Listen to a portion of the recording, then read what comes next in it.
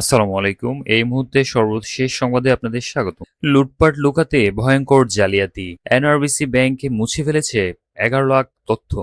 অর্থ লুটপাট করার তথ্য গোপন করতে ভয়ঙ্কর জালিয়াতি করেছে NRBC non residential Bangladeshi commercial bank. IT তথ্য প্রযুক্তি সিস্টেম থেকে প্রায় ১১ লাখ তথ্য মুছে ফেলেছে ব্যাংকটি। এর মাধ্যমে খেলাপি ঋণের প্রকৃত চিত্র আড়াল করা, হাজার কোটি টাকার প্রভিশন ঘাটতি লুকানো এবং শেয়ার বাজারে বিনিয়োগের মাধ্যমে অর্থ হাতিয়ে নেওয়ার তথ্য আড়ালের চেষ্টা করা হয়েছে।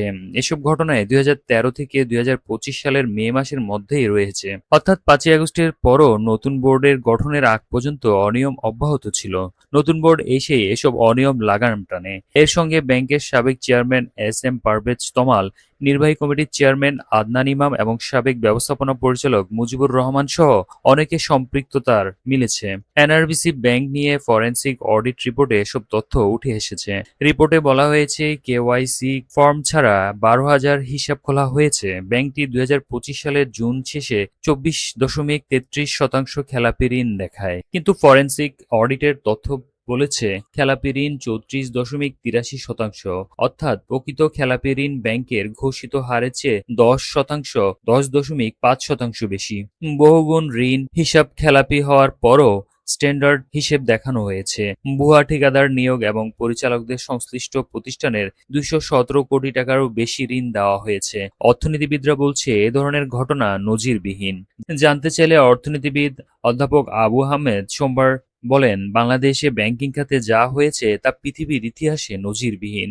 জনগণ নিরাপত্তার জন্য ব্যাংকে টাকা জমা রেখেছে, কিন্তু সরকারের পৃষ্ঠপোষকতায় দেশের প্রভাবশালী ব্যবসায়ী, রাজনীতিবিদ, ব্যাংক পরিচালনা পর্ষদ এবং ব্যবস্থাপনা কর্তৃপক্ষ সহ সবাই মিলে লুটপাট করে ওই টাকা খেয়ে ফেলেছে। চোখের সামনে এভাবে একের পর এক ব্যাংক ডাকাতি হয়েছে। কোনো সভ্য দেশে এই ধরনের ঘটনা কল্পনা করা যায় না। তিনি বলেন, নিয়ন্ত্রক সংস্থা বাংলাদেশ ব্যাংকের চোখের সামনে এসব ঘটনা ঘটছে। তারা কি করেছে? তারা কেন এসব অনিয়ম সহ্য করলো? কেন ওই সময় ব্যবস্থা নেওয়া হলো না? আবু আহমেদ বলেন, ব্যাংক, লিজিং কোম্পানি, বীমা কোম্পানি এবং শেয়ার বাজার সহ পুরো আর্থিক খাত লুটপাট হয়েছে। এটা কল্পনা করা যায়? আওয়ামী লীগের শাসন আমলে অনুমোদন পাওয়া এনআরবিসি ব্যাংকের নিয়ম নিয়ে ব্যাপক অভিযোগ। আমানতকারীদের স্বার্থবিরোধী কাজ, অর্থ পাচার, নিয়ম বহির্ভূত ঋণ বিতরণ, নিয়োগে অনিয়ম, ক্রয় নীতিমালা লঙ্ঘন সহ নানা অপরাধে জড়িয়েছে ব্যাংকের সাবেক চেয়ারম্যান এস এম পারভেজ তমাল, সাবেক নির্বাহী কমিটির চেয়ারম্যান আদনান ইমাম সহ বোর্ডের অনেক সদস্য। ২০২৪ সালের ৫ই আগস্ট দেশের রাজনৈতিক প্রেক্ষাপট পরিবর্তন হলে ওই গ্রুপটি অনেকটা বিপাকে পড়ে।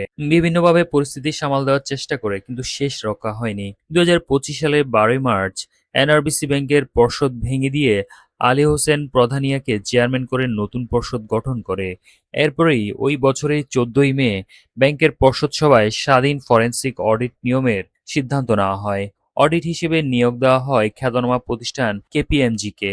জানতে চাইলে বাংলাদেশ ব্যাংকের নির্বাহী পরিচালক ও মুখপাত্র আরিফ হোসেন খান বলেন, অবশ্যই অপরাধ অনুযায়ী ব্যবস্থা নেবে বাংলাদেশ ব্যাংক। এসব অপরাধের ধরন ভিন্ন ভিন্ন, ফলে একেকটা এক এক বিভাগের সঙ্গে জড়িত। তাই সংশ্লিষ্ট বিভাগসহ ব্যাংক পর্ষদকেও এই বিষয়ে ব্যবস্থা নিতে নির্দেশ দেওয়া হবে।